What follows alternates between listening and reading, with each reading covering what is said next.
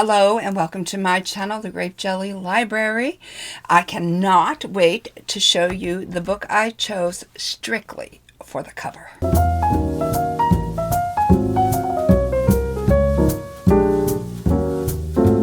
My name is Floss. I am so glad you could join me. I always look forward to your visit. Let's get straight into this video, shall we? Okay, so this is a little guy. It's just a little guy, so I should have it read in no time. These are my October Book of the Month books, I believe. Oh, no. I'm not sure if I have this one or not. I just saw my second book.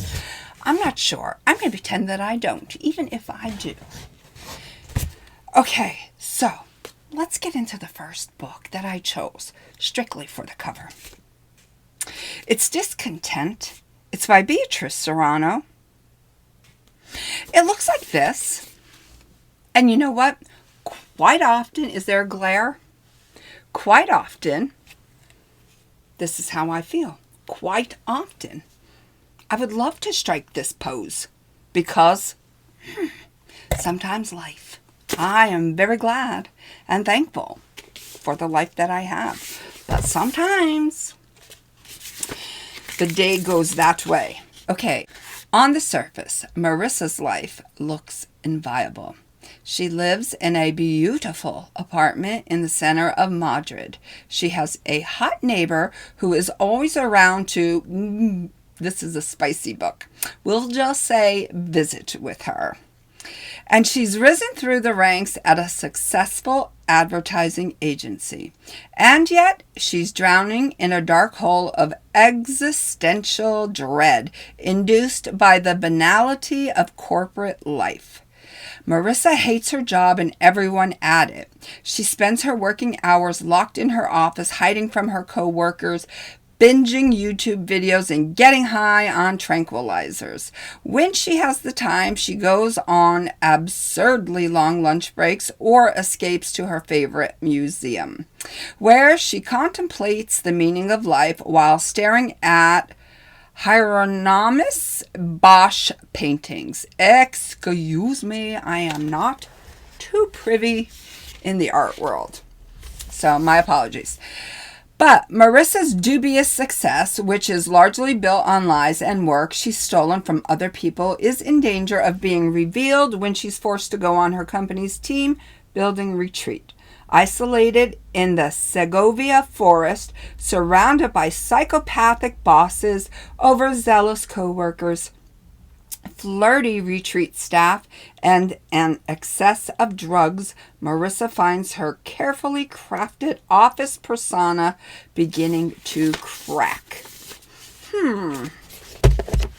Okay, I am a huge fan of this next author. Play nice. Rachel Harrison. Home is where the horror is. So, okay. It's just waiting for you to come home. Cleo Louise Barnes leads a picture-perfect life as a stylist and influencer. But beneath the glossy veneer, she harbors a not-so-glamorous secret. She grew up in a haunted house. Well, not haunted, possessed. After Cleo's parents' messy divorce, her mother Alex moved Cleo and her sisters into a house occupied by a demon, or so Alex claimed. That's not what Cleo's sister remembers or what the courts determined when they stripped her of custody after she went off the deep end. But Alex was insistent. She even wrote a book about her experience in the house.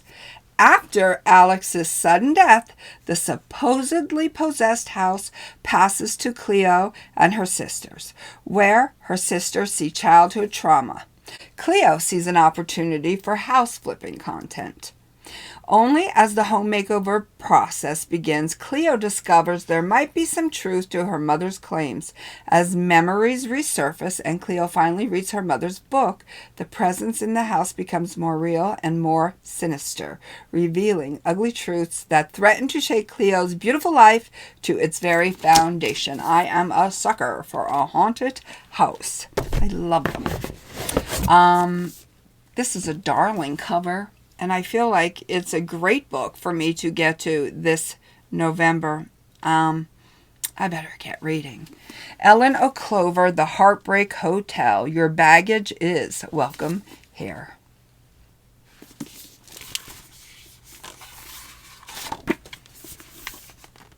A bed and breakfast for the brokenhearted might hold the key to another chance at love in this achingly hopeful debut romance. Louisa Walsh emerged from a tumultuous childhood with a degree in counseling, a wealthy boyfriend, and her sunny outlook on life mostly intact.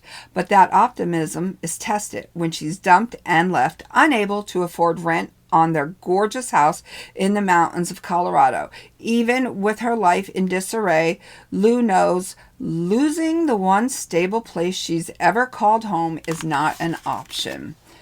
Her plan: ask her reclusive landlord, Henry Rhodes, to let her stay for free in exchange for renting out the house's many rooms as a bed and breakfast. She's shocked when he agrees to her terms, and even more surprised to discover Henry is a handsome 30-something veterinarian with silver at his temples and sadness in his eyes. One who does not take it well when Lou starts marketing her B&B as a retreat for the recently heartbroken. Yeah, I love entrepreneurs. I love thinkers. I love witty people. People who take chances. I also love a happy ending. I have a feeling that's where this book is headed. Look at this gorge book. Hemlock and Silver, T. Kingfisher.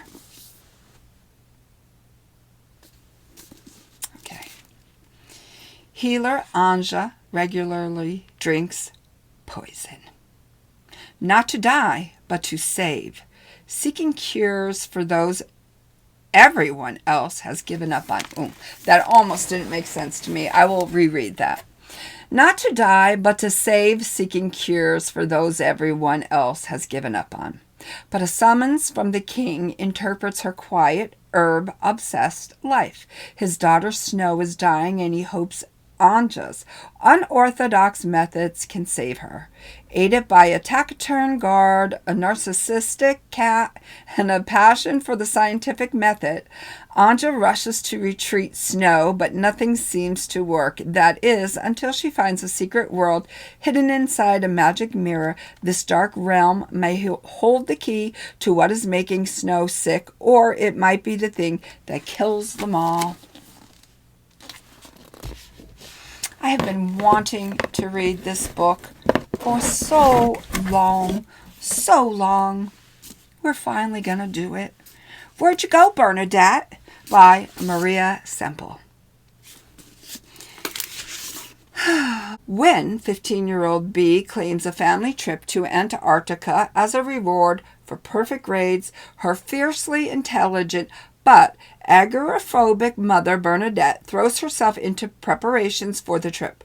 Worn down by years of trying to live the Seattle life she never wanted, Bernadette is on the brink of a meltdown. As disaster follows disaster, she disappears, leaving her family to pick up the pieces, which is exactly what B does, weaving together emails, invoices, and school memos to reveal the secret past that Bernadette has been hiding for decades. Where'd You Go, Bernadette is an ingeniously entertaining novel about a family coming to terms with who they are and the power of a daughter's love for her imperfect mother. They are the books that I chose for the Book of the Month books for, I believe, October. I believe that was October. It doesn't matter what month it was because you can still get these books. I'm pretty sure that they are not sold out. So comment below. Let me know, did any of these books strike your fancy? Until we meet again, know that I love you. Be well, be good, be reading.